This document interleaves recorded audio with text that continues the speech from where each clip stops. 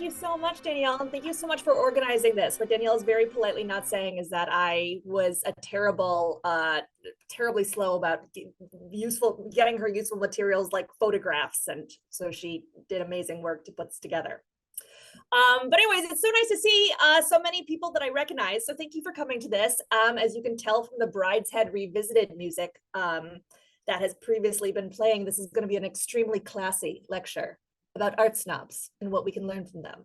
So I'll start my slides and we can just dive in. Yes, I do want to continue. All right, everyone should be able to see my screen. Yes, we're good. All right, the first hurdle has been leapt over. How to be an art snob in English literature and why you might want to. That's what we're talking about today. Okay, the game plan for today's talk. I'm going to first start with a brief introduction to art snobbery. And then I'm going to talk about how to recognize an art snob in English literature, since we should be on our guard for them whenever possible, or if we want to emulate them, we need to be able to pick them out from a crowd. And last but not least, I'm going to talk about why it pays to be an art snob. So that's where we're going. And let's start then with a brief introduction to art snobbery. So even though this is a talk about English art snobbery, it's kind of impossible not to begin with an important French sociologist named Pierre Bourdieu, which is ironic because the English have always defined their taste almost definitionally as against the French. But Bourdieu is hugely important, and we're not going to talk about him too much. But the nice thing about Bourdieu is that he's been important for so long that without realizing it, you're probably familiar with his theories. Here are just two of the many works that he published. His most famous is probably Distinction, a social critique of the judgment of taste, but he also has done books like The Rules of Art or The Field of Cultural Production. That's the book I've got in my hand right now.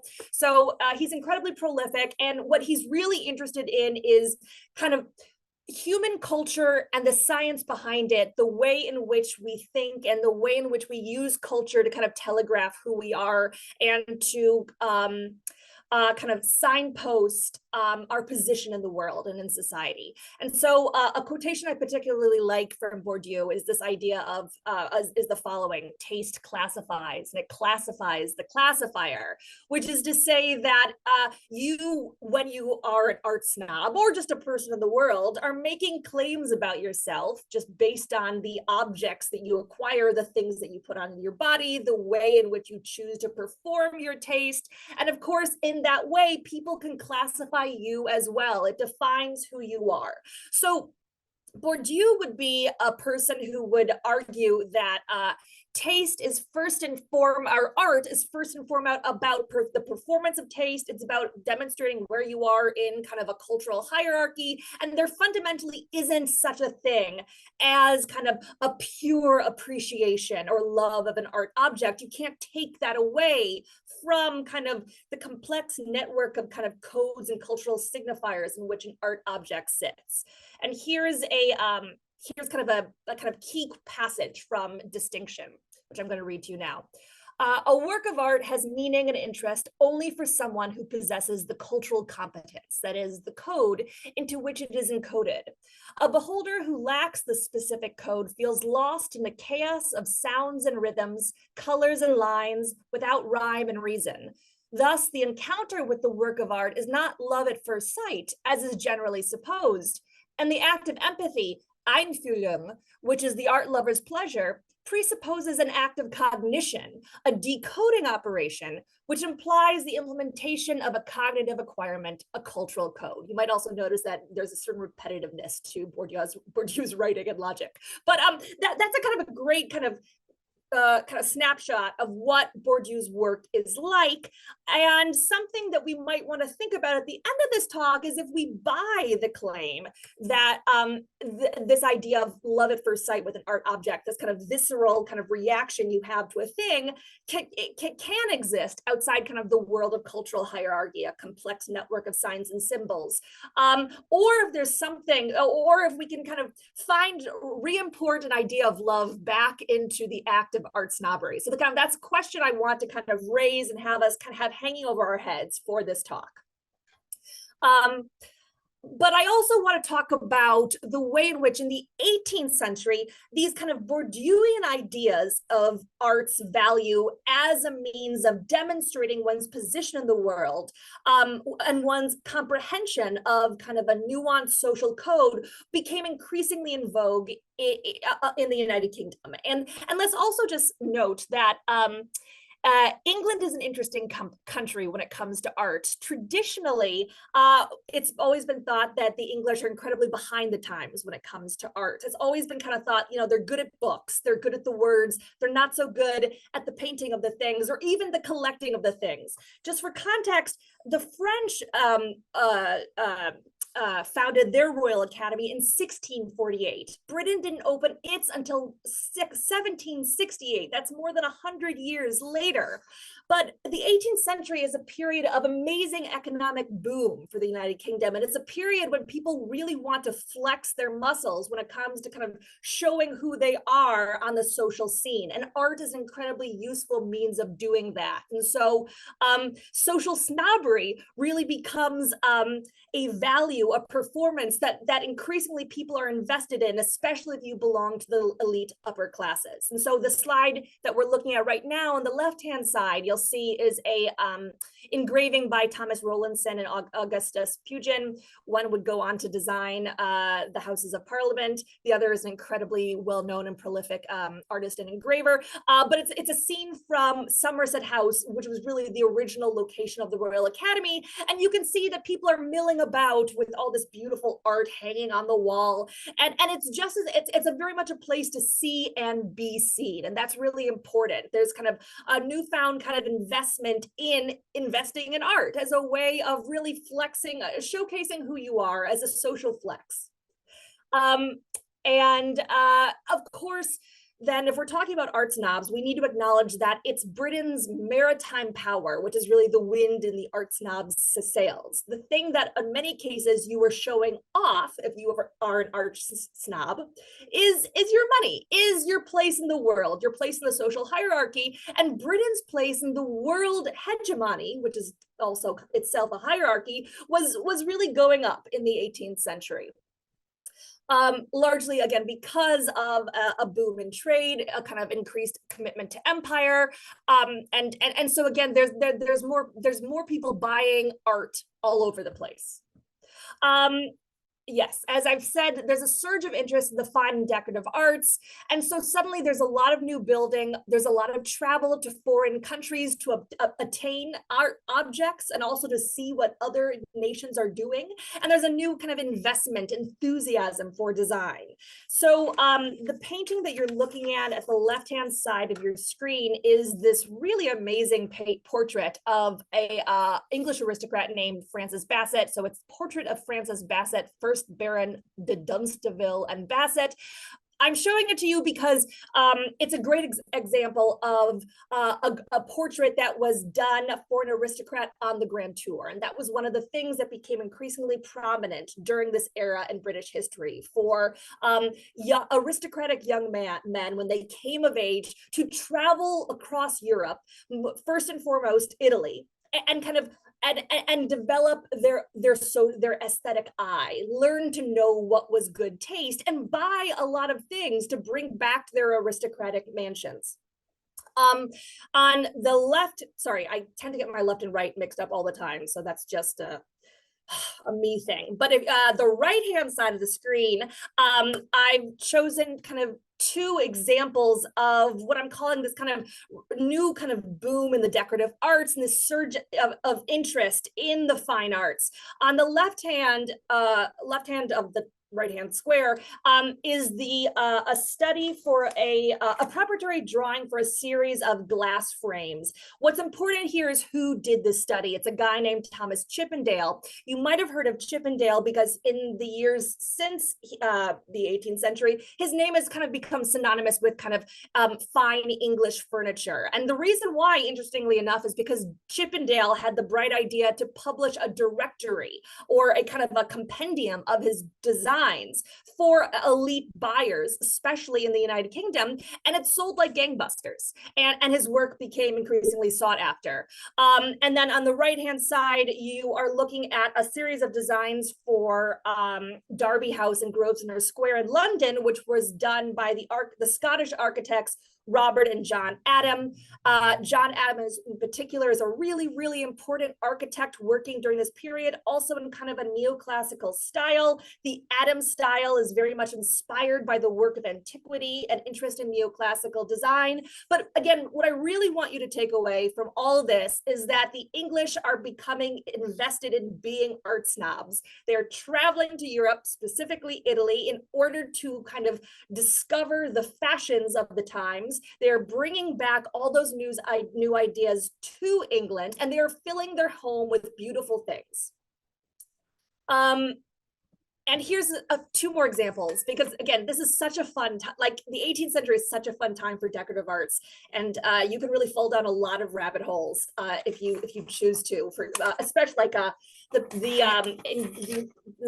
engraving on the left-hand side of your screen is by Thomas Hope, who is this like fascinating designer and bon vivant and writer, and he's Dutch, but he came to England. Anyways, what's important for our purposes is that he's one of the people who helped to really promote this new style known as the Greek Revival. He had a very glamorous house on Portland Place where he would kind of showcase his various designs, and then largely by reproducing these engravings, people would again want to emulate or imitate his taste. On the right-hand side of the screen, you are looking at the Pulteney Bridge, which is in Bath. It was designed by Robert Adam again. It's one of Adam's masterpieces. The entire city of Bath is really kind of the brainchild of Robert Adam, and is really a testament to kind of how amazingly quickly like British taste became more refined in the 18th century. But what's interesting too about Pulteney Bridge is it's a beautiful neoclassical bridge designed so that there can be shops on either side. So there's also kind of an interesting tension here, where on one hand, what we're really seeing is a boom in aristocratic buyers. And we're still thinking about art as a way of showcasing one's place amongst an aristocratic elite. At the same time, however, the only reason why more and more people are paying attention to this is because these kind of tastes are being increasingly mass produced, which you can do by way of engraving, and because more people are buying the objects that are being made fashionable by these aristocratic figures. So there's always this fascinating tension between kind of the middle class and the upper class when we're talking about art snobbery. And whereas the art snob is always positioning himself as an aristocrat, most often the art snob is a middle class parvenu who is trying his damnedest to climb that social ladder. And I'm also using the pronoun his kind of intentionally right now. You don't have to be go by he, him to be an art snob, obviously, but especially in the 18th century, this is seen as a very masculine world. And it's also seen as a world that these English artists are very eager to satirize, because there's so much kind of new kind of social posturing around the performance of aesthetic taste and art acquisition. And so I kind of pulled these are a few engravings which I pulled from the Lewis Walpole Library, which is part of kind of the Yale University Library Network. Apologies, Harvard, but it's a really great source if you're ever looking for 18th century prints, which I know everyone is. But so I chose these just because they give you kind of a flavor of the way in which the art snob is satirized, both in the 18th century and kind of across and generally as well. These are kind of critiques that really kind of hold water when it comes to lampooning the kind of fashionable obsession with elite taste. So again, the object on the left-hand side of your screen, the title of that particular work is The Auction or Modern Connoisseurs. And what you're looking at are a bunch of people at an auction. And the joke is that it's a Flemish windmill that's upside down and no one's noticed. So one of the jokes being, oh, these art snobs don't actually know anything about art, they're just aping fashion. And that, by the way, is the joke of the object on the lower right hand corner of your screen as well. You'll see there's a monkey dressed up in aristocratic clothing holding a magnifying glass. He's watering a bunch of trees. If you kind of closely read this image, you would notice that the trees are all supposed to be kind of representations of like old art. So basically, the critique that's being set up here by the engraver, who's the very important artist, William Hogarth, is that kind of connoisseurs are not only apes of fashion, but they're not spending their money on promoting British artists, but they're going across the pond to these kind of exotic artists from the old masters. And that's what they're spending their money on. And that's what they're importing to the United Kingdom instead of supporting local art and industry. And then upper right-hand corner is this great Crookshank engraving called Caleb Curious, the Witty Wine Merchant. You might not be able to see this, I hope you can, but what the Witty Wine Merchant is looking at are a series of paintings of female nudes. And so another critique of the art snob is often too that he's nothing but a lech or a voyeur. And really he's using all that fancy know-how basically to ogle women and come up with an aesthetic justification for it.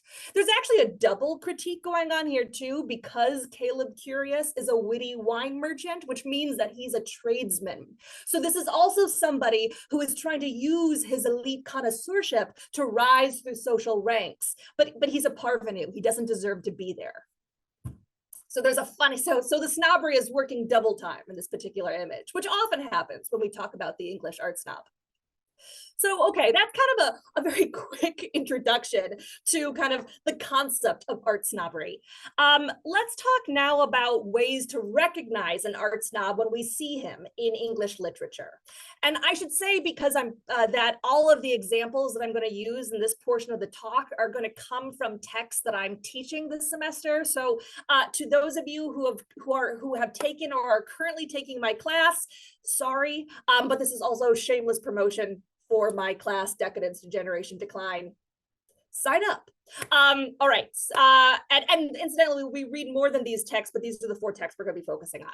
All right. So when it comes to how to spot an art snob in English literature, the first thing I'm going to suggest you want to look out for is a pointed aversion to human company. There's this kind of classic idea of kind of the man with the magnifying glass alone in his study, tuning out the world. And a perfect example of that is Charles Ryder's emotionally obtuse father in Brideshead Revisited. This is a lovely quotation from the novel. My mother was killed in the war. She went to Serbia with the Red Cross. My father has been rather odd in the head ever since. He just lives alone in London with no friends and fiddles about collecting things. And kind of an estrangement from the real world. And that is kind of, again, one of kind of the hallmarks of the art snob, someone who has divorced themselves from kind of human connection and human relationships. Frankly, I chose this painting, August Johann Holmberg's The Connoisseur, because it reminded me a little bit of John Gielgud's, which if you've ever seen the 1981 Granada TV production of Brideshead Revisited, plays Charles Ryder's father. He's fantastic. The whole series is fantastic. Check it out. All right, but here's another hallmark we should look for in terms of finding art snobs, an exaggerated appreciation of the female form. Like I said before, this idea of the art snob, the art connoisseur, someone who's using these kind of the elite performance of taste as an excuse essentially to kind of ogle women and to justify kind of those sensuous pursuits. So here's another example from Brideshead Revisited. This is a quotation from the rather loathsome Oxford dean, Mr. Samgrass. Mr. Samgrass is a dean at All Souls, but really it seems like his primary interest in life is getting aristocrats to foot the bill for his travel across the continent. And here he's lamenting that, you know, all the bright young things who have been in Castle Brideshead with him have gone home. have flown the coop, as it were. I shall miss the pretty creatures about the house, particularly one Celia. She has a bird-like style of conversation, pecking away at the subject in a way I find most engaging, and a school monitor's style of dress, which I can only call saucy. I shall miss her, for I do not go tomorrow. And I've paired this with just another 18th century print, a connoisseur in Broker's Alley. Again, we've got an elite guy with a magnifying glass, once ogling an excuse to paint a bunch of naked women. But I also want to suggest that another example of this particular mode of art snob occurs in Dracula. And I've given you a passage in which Jonathan Harker is first kind of besieged by the brides of Dracula when he is imprisoned in Castle Dracula at the very beginning of the novel. And as he writes in his diary, in the moonlight opposite me were three young women, ladies by their dress and manner. All three had brilliant white teeth that shone like pearls against the ruby of their voluptuous lips. And here, what I just want to note is that, of course, Dracula has chosen these women as his paramours. They are notably beautiful, nubile, voluptuous, and wanton, as is a common theme with women in the novel by Bram Stoker. It's also worth noting that the character of Dracula is partially based, at least, on the figure of Lord Byron, who himself was something of an art snob and aristocratic rake. And so here, too, we see the way in which there's kind of an interesting connection between an art snob and a kind of voyeur or Lothario. All right, here's another example. A preference for art and artifice versus real life. If you're looking for art snobs in English literature, that's always a good place to look. And here are some examples of what I'm talking about. The most kind of important or notable one I'm going to give you is from The Picture of Dorian Gray. I've chosen a passage from the middle of the novel, and it's a scene, well, it's a conversation that takes place between Lord Henry Wotton and his aesthetic pupil, Dorian Gray, this incredibly beautiful man who has made this trade with the devil whereby he will stay young and beautiful forever, and his portrait will molder and decay as a reflection of his internal corruption. What's important for you to know about this particular scene, of course, is that they're discussing a woman who has recently died, an actress named Sybil Vane. Sybil has killed herself out of love for Dorian. Dorian and she have had a fling, and what has happened is that Sybil, formerly a brilliant actress, has lost her interest in the stage after falling in love with Dorian and experiencing real love for the first time, and she has bombed on stage. And she told him, "I'll, you know, it doesn't matter because I love you and you're my life now." And he said, "Well, that's too bad because I have no interest in you other than as a brilliant actress," and hence the suicide. Anyways, this is the advice that Sir Henry gives to Dorian. Mourn for Ophelia, if you like. Put ashes on your head because Cordelia was strangled. Cry out against heaven because the daughter of Brabantio died. But don't waste your tears over Sybil Vane. She was less real than they are. And this is a really brutal thing to say. It's a really fascinating moment in the text. But essentially what Henry's words is forcing us to grapple with is this tension between art and life, and really kind of the moral fissures in a philosophy like the aesthetic movement, like the art for art's sake movement, which is kind of the animus behind a lot of the ideology in The Picture of Dorian Gray. And Henry's kind of brutal logic is that the great works of literature, of art, survive and hence are worthy of our true feeling, our emotion. But kind of the sordid stories of people in the everyday world really aren't worth our time because they haven't reached the kind of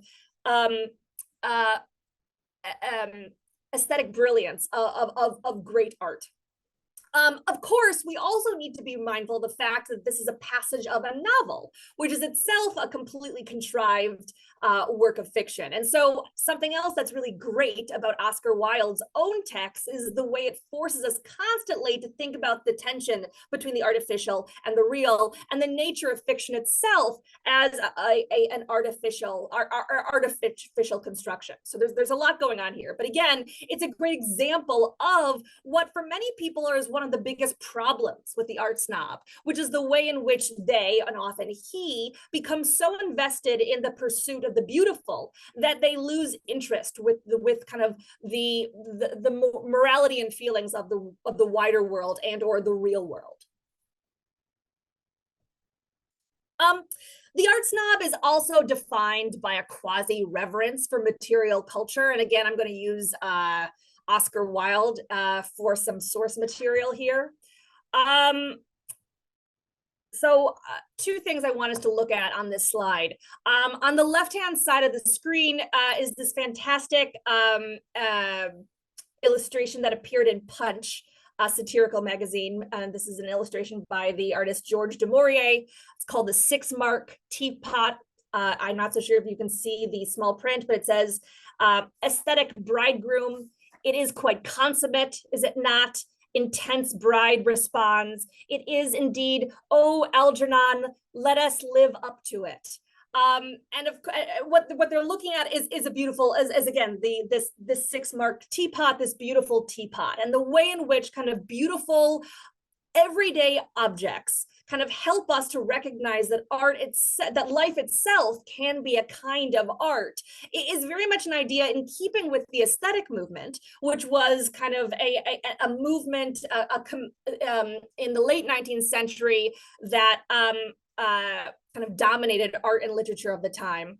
But it's an idea that is kind of a really defining feature of kind of Wilde's life. And you'll notice that the aesthetic bridegroom kind of leaning against a chair looks quite a bit like Oscar Wilde, and and that's obviously incredibly intentional.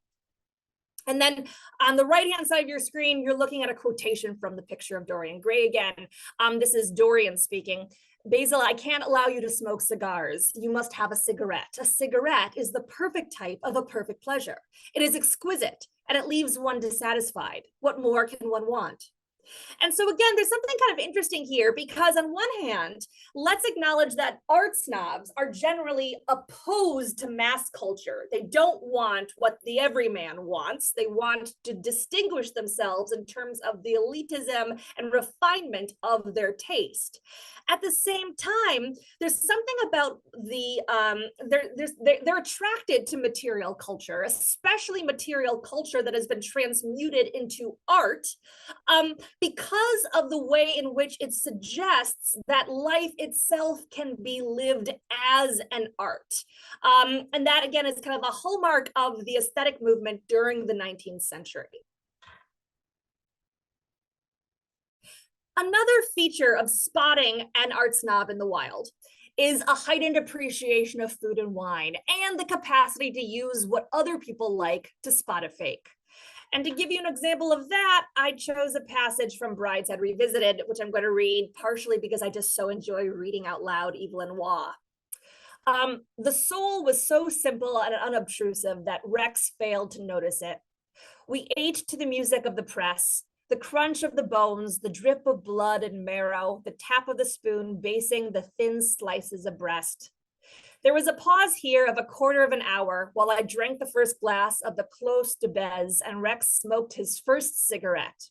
He leaned back, blew a cloud of smoke across the table, and remarked, "You know, the food here isn't half bad. Someone ought to take this place up and make something of it." Waugh himself noted that he wrote Brideshead Revisited in 1945, essentially on an empty stomach, during a period of kind of intense war rationing, which explains some of the rather decadent descriptions of food and drink in the book. But what's particularly important here is the tension between the two men at the table. So Rex is this kind of Canadian businessman, but he's also essentially he's little better than a gangster. He's kind of a two-bit hood who's made it big in London and has a lot of money now, but no real taste. And the speaker, the person narrating, is Charles Ryder, our protagonist, as it were. He's our narrator. And of course, the joke is that Rex cannot appreciate the exquisite quality of the meal that they are sharing together, and that by his estimation, something could be made of the restaurant when in point of fact it is kind of the perfect apotheosis of French cuisine, because this is a restaurant in Paris. But of course, the way in which Wa's narration forces us not only to enjoy or savor the meal, but to recognize how estranged Rex is from appreciating what is on the table, is itself a hallmark of art snobbery. But there's something interesting going on again, because the book has managed to convey that snobbery to us. We are able to share with Charles in disdaining Rex for his lack of taste. And so there is something interesting in literature when we're talking about art snobs, because art snobs need to figure out a way to share their snobbery with us so they can enjoy it as well. And that kind of returns us back to that interesting tension between that interesting push-pull between elite and middle class and bourgeois taste. The way in which we need these things to be rarefied, and yet we also, literature is all about kind of the massification of these tastes, sharing them with a wider audience. Art snobs are also defined typically by a willingness to dissemble and dissimulate. A good example of this is the novel Tinker Tailor Soldier Spy, which is a novel by John le Carré, published in 1974. Here, I'm just going to read quickly this passage to you.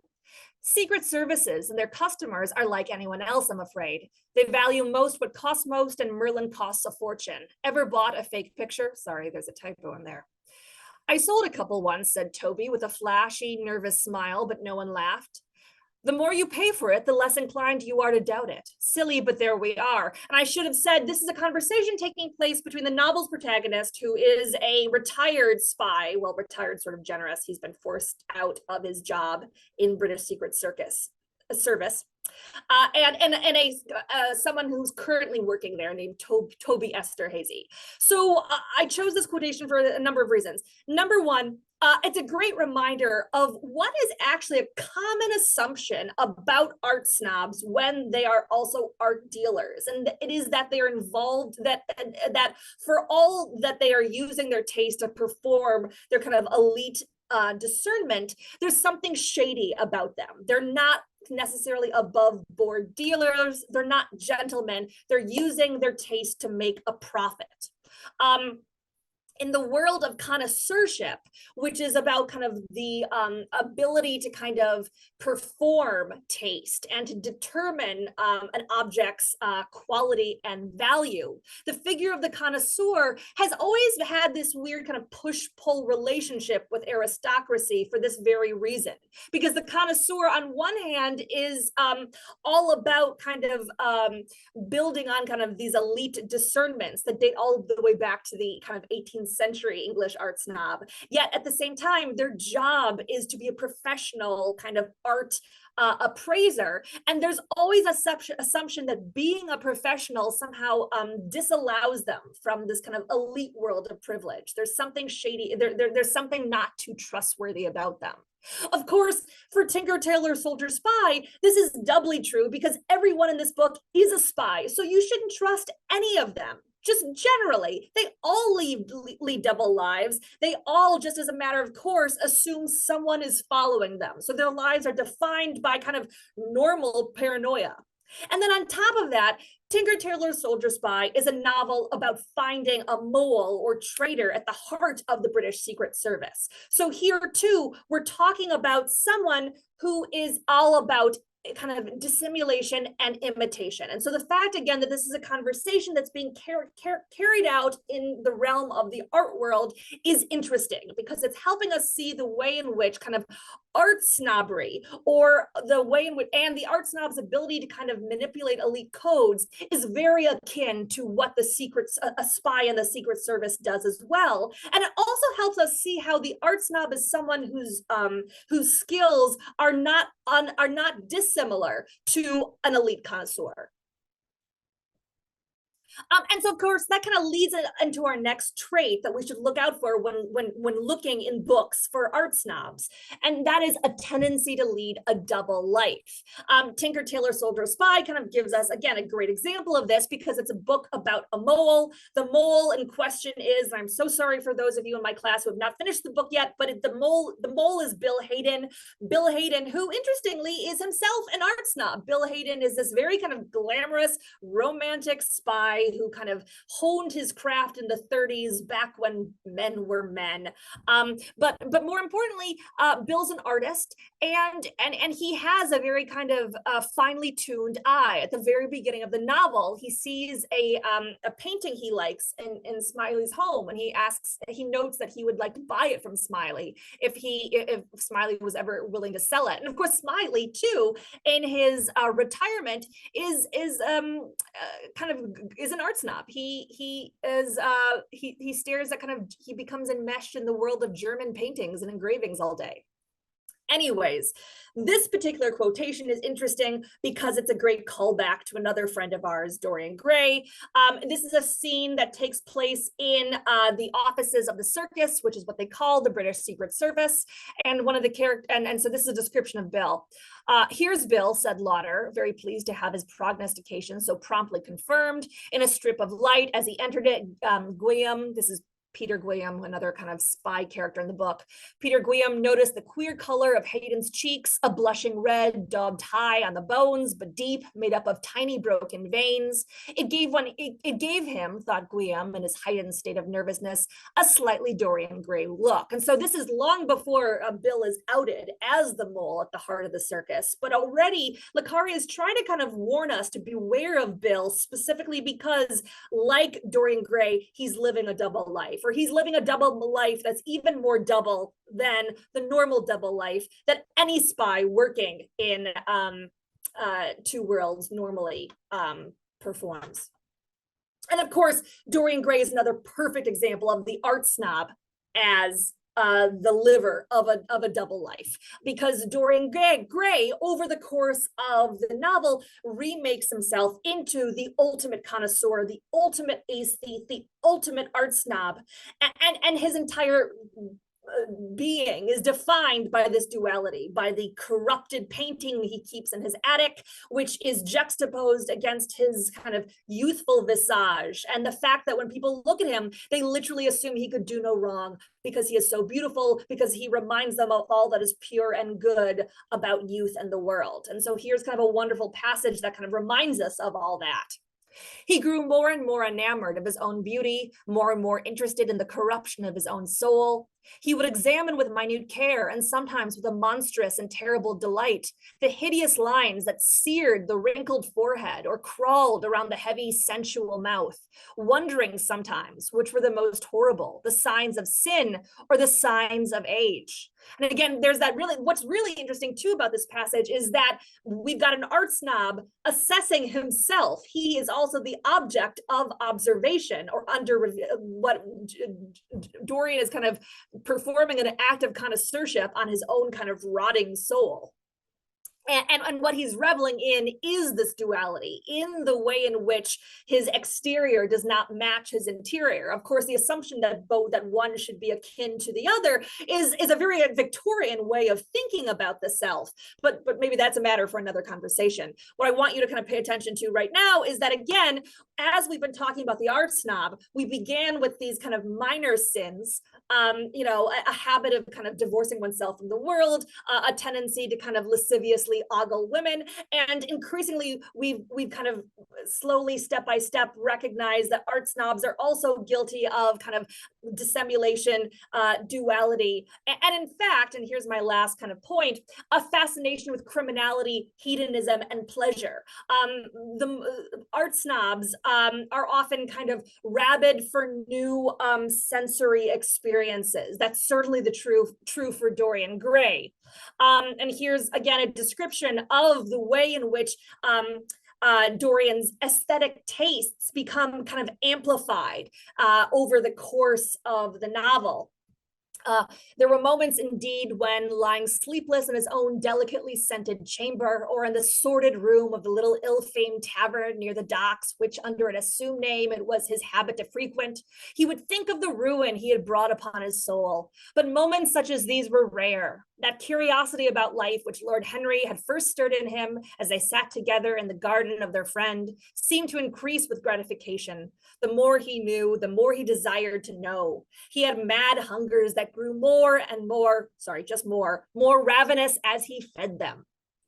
And again, this is a kind of really fascinating way of thinking about the art snob, as not just someone who goes into a room and is sort of really tedious about telling you everything in it, but someone who's kind of an insatiable kind of hedonist, someone always seeking out the next kind of the next big thrill. And I should admit at this point that, you know, everything I've said might cause you to think, why would I ever want to be an English art snob? None of this sounds particularly appealing. And you're absolutely right. We've been talking about them in ways which, again, emphasize the way in which evasion, emulation, deception are kind of hallmarks of their character, at least as they are kind of defined and explored in a lot of English literature. So maybe in the last kind of few minutes, I want to talk briefly about why it might pay off to be an art snob, why it might be worth your time after all. And the first thing is, and the first reason I want to suggest is autonomy, kind of freedom. And to talk about that, I want us to kind of think back to that original painting we were looking at of that guy, Francis, check my notes, Francis Bassett, first Baron of Dunstable and Bassett. Again, what's so appealing about the aristocratic art snob is the kind of ultimate authority that figure is able to exercise, the way in which their connoisseurship, their taste, is sort of an expression of their wider kind of control of their surroundings and the wider social world. To be an art snob then is to wield power, and it's the kind of power that we've always kind of fetishized and associated with the upper classes. And then on a related note, there's an idea about authority. There's a fantasy of the way in which art snobbery, art connoisseurship, the performance of taste allows us this kind of access to kind of to speak with complete kind of omniscience, it can feel like, about kind of various kind of realms of expertise and knowledge. And this is a painting actually of Oscar Wilde in full aesthete mode. It's by William Powell Frith, who's a really wonderful Victorian painter. It's called A Private View of the Royal Academy from 1881. But what you'll see, what Wilde is doing here is he's holding forth to a circle of admiring women and one little boy kind of dressed in full aesthetic regalia. He actually is dressed very similar to the way that Wilde himself dressed in a series of press photos he did prior to going to North America on a tour. But again, what's appealing then about the art snob is the way you can hold forth to the wider world. So let's say that two of the main reasons you might want to consider a career in art snobbery is kind of the power it allows you to wield and kind of the authority it allows and knowledge it allows you to kind of voice and exercise. but there's some more kind of genuine perks, I think, as well. Especially in the books that we read from my class, Decadence, Degeneration, Decline. There is one of the values of the art snob is the way in which art appreciation gives one a more nuanced respect and appreciation for the past, and especially for the era in which we're talking about, which is the late 19th, early 20th century. This is really important because there's a general anxiety about the sense that the past is slipping away, that all that the world is no longer what it once was. And of course, the text that is most kind of articulate about this is another that we read. It's a poem, T.S. Eliot's The Wasteland, which was published in 1922.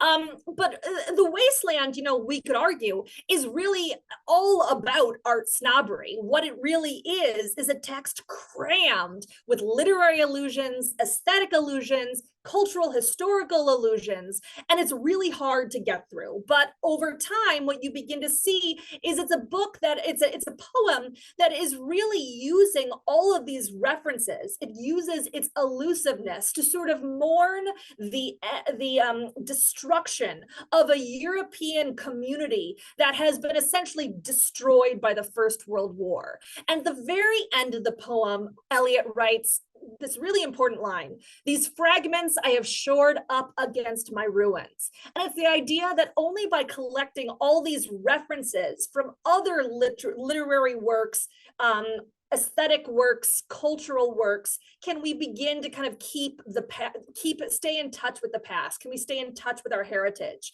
Only then will we be able to kind of not completely lose track with a world that has otherwise been destroyed. And so the art snob is actually kind of a link or a conduit to kind of a lost world of European kind of culture and knowledge.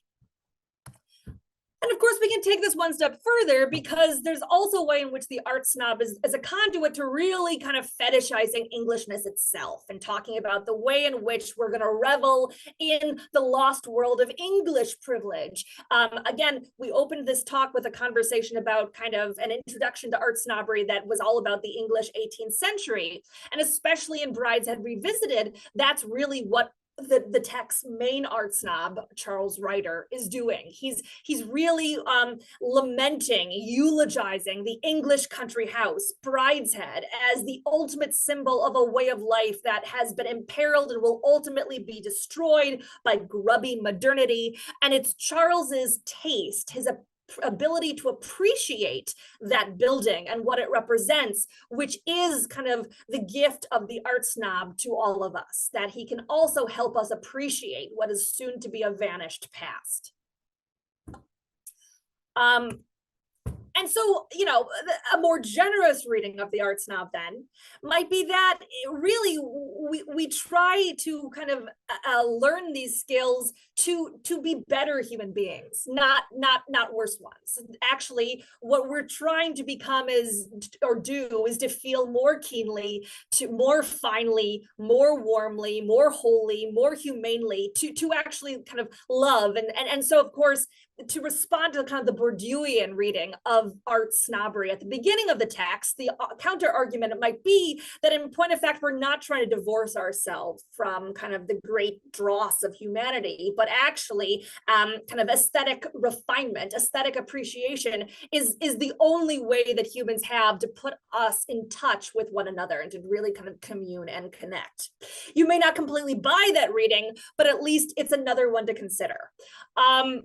And I'm going to stop my presentation there and kind of check in with everyone. I know we've got like 8 minutes or so until the end of this session. So if anyone has any questions or just flat out disagrees, I'm happy to talk and debate more. And it looks like we do have one question in the chat. Oh, great. Sorry, I didn't see it yet. Let me pull up the chat. Oh, yes, great. I'm curious, are there common personality traits of those individuals who live double lives? Do they commonly have any single or dual diagnoses? I mean, there's no actual formal pathologies going on here, but in terms of in literature, is there anything kind of common in terms of the kinds of characters who lead double lives. I would say yes, they often tend to be art lovers. Like that is actually a defining feature of a lot of people who are imposters. They really like art, and they use their kind of their appreciation as sort of a conduit for kind of expressing their own kind of or they become so invested. They use the social code, they use the art code to try to kind of efface an older code. They use art, they're interested in art to remake themselves.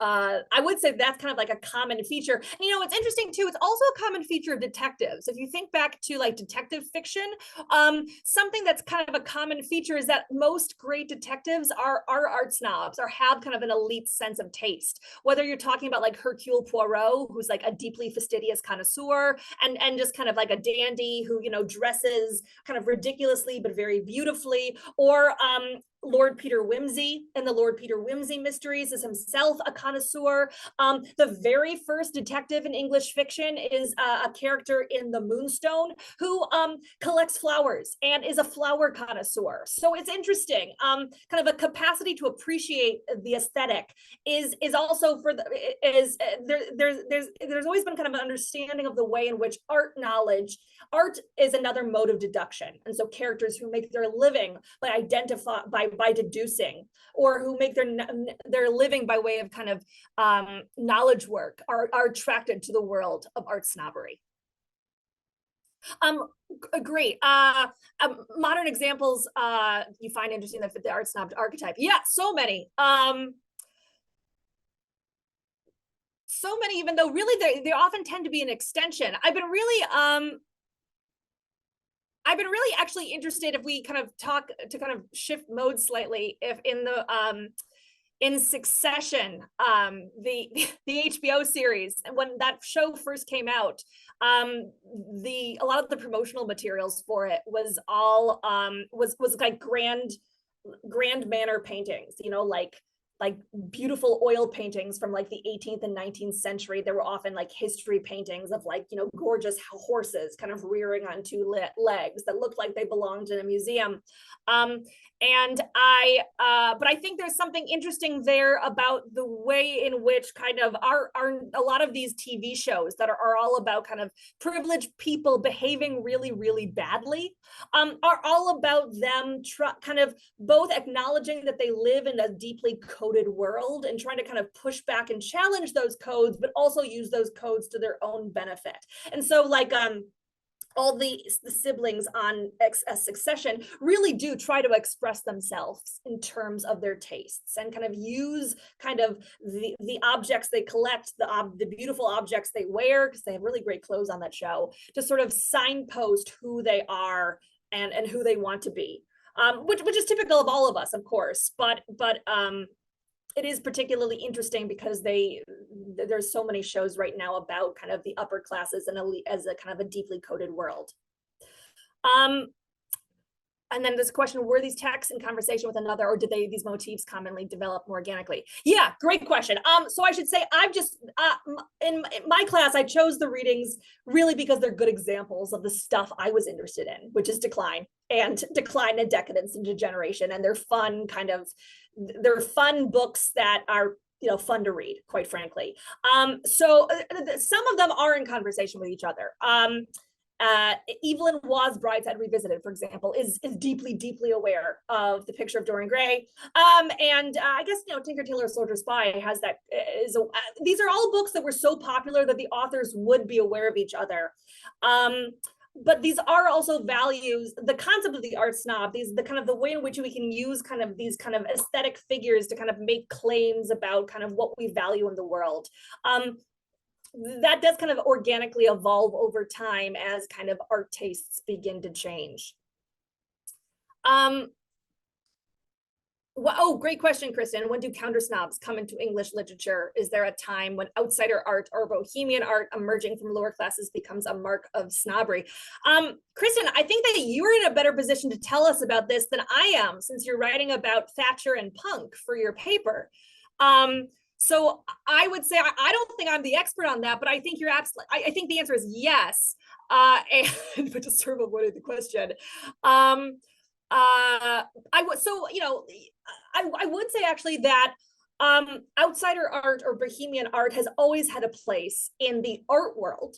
And for example, modernism is very invested in the concept of the primitive and primitive art, precisely because it seems to have a vitality, a robustness that kind of European art doesn't. And we could even go all the way back to, during the late night, the Victorian era, the late 19th century. Decadence is also deeply kind of fascinated by kind of outsider figures that they think are expressive of a kind of an animal sensuality that kind of typical European kind of literature and art just lacks. What's important to note, though, that for both modernism and kind of the decadent period, there is an kind of a fascination with kind of outsider art, but there's also kind of a real condescension there, and there's a way in which kind of these outsiders are still really being fetishized. Like with primitive art, for example, like Roger Fry is a really important art critic who's working in the early 20th century. He's really excited about about kind of Neolithic cave paintings as kind of a kind of having more a purer kind of sensuality and form than European painting. He says the same thing about African art, but he's kind of obviously being deeply condescending, and there's kind of this line of criticism is coming from a place is based on the assumption, well, is that there's something more childlike about these civilizations, so we should sort of revel in their kind of the primitive beauty of their art objects, but at the same time recognize that we ourselves are coming from a more sophisticated kind of cultural position. So it's always complicated when the art snob kind of comes into contact with something that they think is primitive, because they'll usually say something kind of offensive about it. And I have not seen Tenet, but I would like to see it, because I really like art snobs. So that's great. I'll check it out. Thanks for the recommendation, Marxist. Marcus, did I say Marxist? Any other questions? Apologies. And I know we're almost out of time too. But yeah, what I would say is next time you pick up a good book, kind of keep your eye out for kind of the hallmarks of art snobbery wherever you can find it. Actually a book that you could do almost a perfect Bourdieuian analysis of is Crazy Rich Asians, by the way, because that book is like literally based on kind of just the baseline assumption that Bourdieu is right, and all of our aesthetic judgments are determined by kind of art status as a mode of social signification. So if you're kind of if that's something that interests you, it's a great beach read. I really enjoyed it. The movie's pretty good too. Yes, and I haven't seen Saltburn yet, and I really, really want to, because of the kind of connections to Brideshead Revisited. Anyways, I'm sorry, I know I'm out of time, and you guys have been so kind to listen to me kind of yammer on. So thank you so much. And especially, it's really fun to see some former students. So hi to all of you guys.